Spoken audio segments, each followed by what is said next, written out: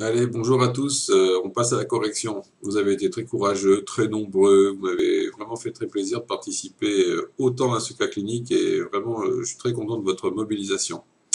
Alors, je vous ai servi un cas clinique complètement typique de belladonna. Vous pouvez pas faire plus typique. Vous pouvez pas demander plus aux patients quand même. Alors, vous pouvez aussi, pour faire plaisir, décrire des chiens noirs, mais à mon avis, vous étiez à peu près au summum. Alors, on va regarder un petit peu ce qui fait que vous avez loupé pour certains belladonna, et comment d'autres l'ont trouvé en un coup de cuillère à peau. En effet, il faut vraiment avoir à l'esprit en homéopathie, chaque fois que vous allez étudier un médicament, qu'est-ce qui caractérise ce médicament? Imaginez qu'il y a des reliefs et il y a des plaines. Les plaines, c'est les symptômes communs. Mal de tête, mal de ventre. Donc chaque médicament, à chaque fois que vous avez un portrait de ses propriétés à travers la matière médicale, la question à se poser, c'est qu'est-ce qui émerge de tout ça? Qu'est-ce qui est frappant? Par exemple, si vous dites, si vous regardez la France avec les massifs montagneux, ben, vous avez le massif central, certes, les Alpes et les Pyrénées, et à partir de là, comment voulez-vous définir autrement? Chaque fois que vous avez Alpes, Pyrénées, plus massif central pour faire la bonne mesure, vous ne pouvez pas penser à autre chose que France. Pour belladonna, c'est pareil, chaque fois que vous avez la rougeur, la congestion, la violence des douleurs, et puis les manifestations pendant le sommeil, chanter, crier, hurler, vous ne pouvez pas donner autre chose que belladonna. Ça doit être le remède numéro un à prescrire. Évidemment, après, vous pouvez en seconde ligne toujours penser à d'autres médicaments, comme tout à l'heure on verra l'Achésis qui a été suggéré par Fabienne, mais n'allez pas faire compliqué. L'homéopathie, c'est simple.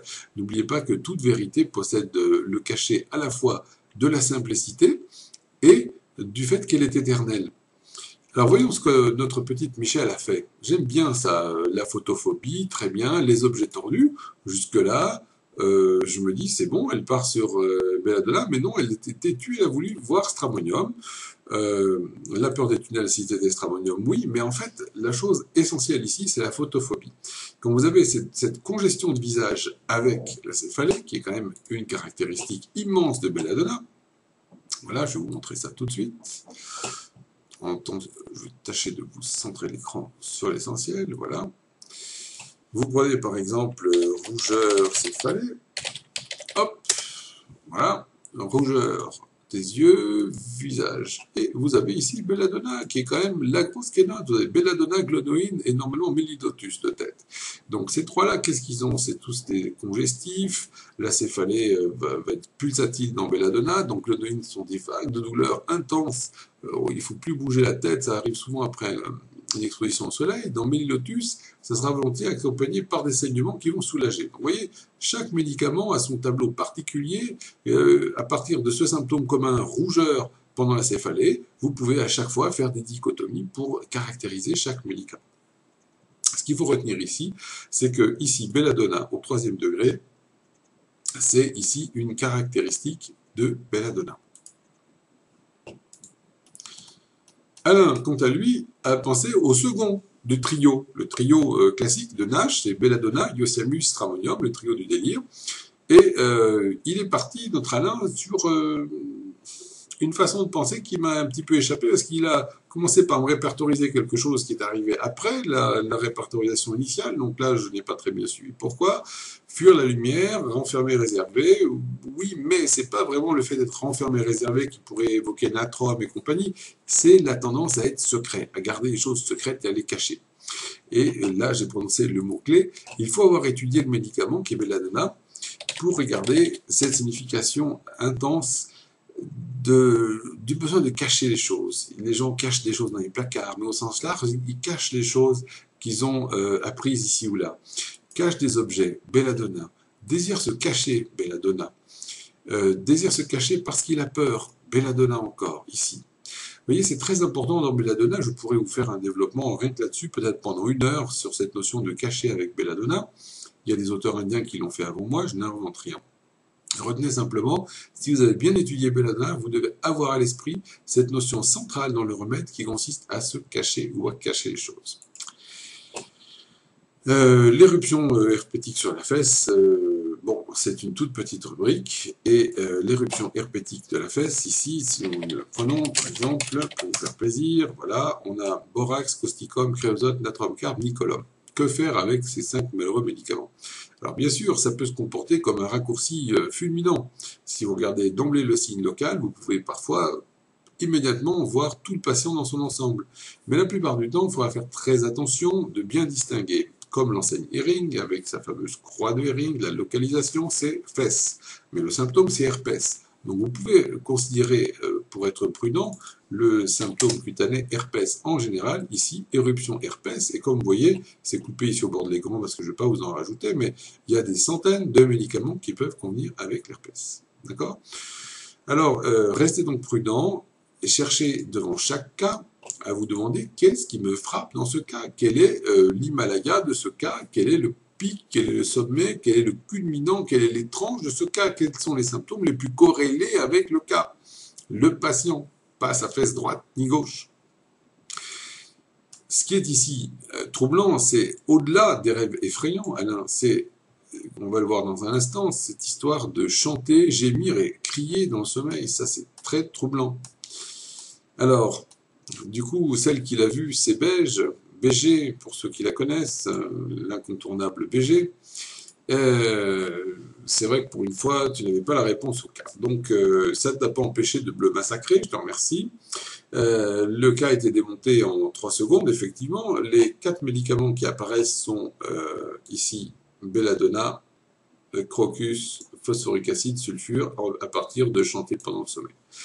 Vous voyez, là, vous avez une prescription artistique de la part de quelqu'un qui connaît bien l'homéopathie, qui est déjà extrêmement aguerri et qui a vu des tas de cas. Ce qui vous permet tout de suite de savoir qu'est-ce qui est courant, banal dans un cas, qu'est-ce qui n'est pas. De l'herpès, beaucoup de gens en font. Combien crient en dormant? Beaucoup moins. Mais combien vont chanter, puis gémir, puis crier? Encore moins. C'est hyper rare. Donc vous partez d'abord de la rareté, parce que cette rareté est forcément quelque chose d'extrêmement corrélé avec le patient lui-même et non pas l'un de ses organes. Et puis après, tout le reste est parfaitement bien défendu. Les douleurs en ligne, c'est vrai que belladonna a toujours des trajectoires de douleur, de dedans, dehors, etc. Et ça, c'est très caractéristique aussi dans la façon d'avoir mal de belladonna. La photophobie intense, les flashs, et bien entendu, probablement le symptôme étiologique, c'est qu'il y a eu cette peur terrible pendant l'enfance qui a probablement fait basculer le cas. Nous avons ici une petite recherche qu'on peut faire, suite 2 avec belladonna. Voilà, on a suite de déception amoureuse, de chagrin, de colère et les frayeurs. Voilà, c'est surtout vraiment les manifestations de frayeur belladonna qui marquent les gens très durablement.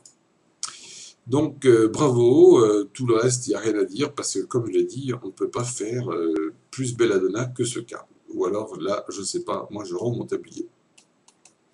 Jean-Claude, quant à toi, tu t'es un petit peu compliqué la tête, parce que je pense que ton problème, c'est que tu es trop intelligent, donc à chaque fois, tu as besoin de développer. Fais comme moi, lisse-toi le cerveau. Les circonvolutions en trop, on les enlève. Il faut faire simple dans l'homéopathie. Comment dirais-je, tu sais bien, tous les deux, on lutte contre cette espèce de tendance néfaste dans l'homéopathie actuelle où les gens font des amalgames de théories psychologiques, psychiatriques, psycho, tout ce que vous voudrez, et on assimile l'homéopathie à des consultations interminables pendant des heures, à vous chidoiser les symptômes. Non, ça doit être parfaitement évident, flagrant. Bien sûr, il y a des cas chroniques difficiles parce qu'ils ont été polymédicamentés, mais la plupart du temps, et surtout ici, chez cette patiente, qui est capable de nous faire autant de sensations, ça veut dire qu'on a une excellente vitalité. Et donc, elle va très bien répondre aux médicaments, elle sera très sensible aux médicaments, et elle sera rapidement soignée. Ça, c'est quelque chose qu'on peut déduire par le simple fait qu'elle a tous ces signes, toutes ces sensations qui existent. Donc, tu as raisonné de façon absolument élégante, mais tu as pris la version longue ici pour arriver à belladonna. Donc ici, rougeur pendant la céphalée du visage, bien sûr, c'est belladonna, le premier médicament avec mélilotus et glanoïne. Et tu me dis, il y a ensuite des cauchemars assez curieux, il faut commencer par ce qui est frappant. Ce qui est frappant, ce sont que les chants, les lamentations et enfin les cris. Si nous regardons dans belladonna, ce que nous avons du psychisme pendant le sommeil, vous allez être assez ahuri, vous voyez, il y a quand même bien une rubrique. L'anxiété, chanter pendant le sommeil, donner des coups de pied, crier, croasser, délirer, gémir. Voilà, donc vous avez absolument tout présent ici, et beaucoup de beaucoup de signes qui surviennent donc pendant le sommeil. Vous avez aussi BG qui a remarqué ça, les alternances ici, voilà. C'est quand même assez étonnant de trouver ici cette tendance à chanter qui alterne avec des pleurs. C'est-à-dire qu'on a les chants et ensuite ils sont suivis de pleurs. Ça, c'est probablement bien ce qui se passe ici. Vous retrouvez la belladonna dans ce symptôme extrêmement particulier qui a été finement remarqué par BG. Et donc voilà, une fois que tu as pensé belladonna, sensibilité oculaire à la lumière, voilà, la sensibilité de belladonna à la lumière, c'est ce que la mousse est à la bière, pour faire des rimes. Donc vous ne pouvez pas ne pas penser à belladonna. Et surtout, les objets de sang tordu, c'est une keynote de belladonna que nous a souligné Eric de son vivant, et qu'il utilise d'ailleurs pour différencier belladonna de stramonium. Vous chercherez la différence.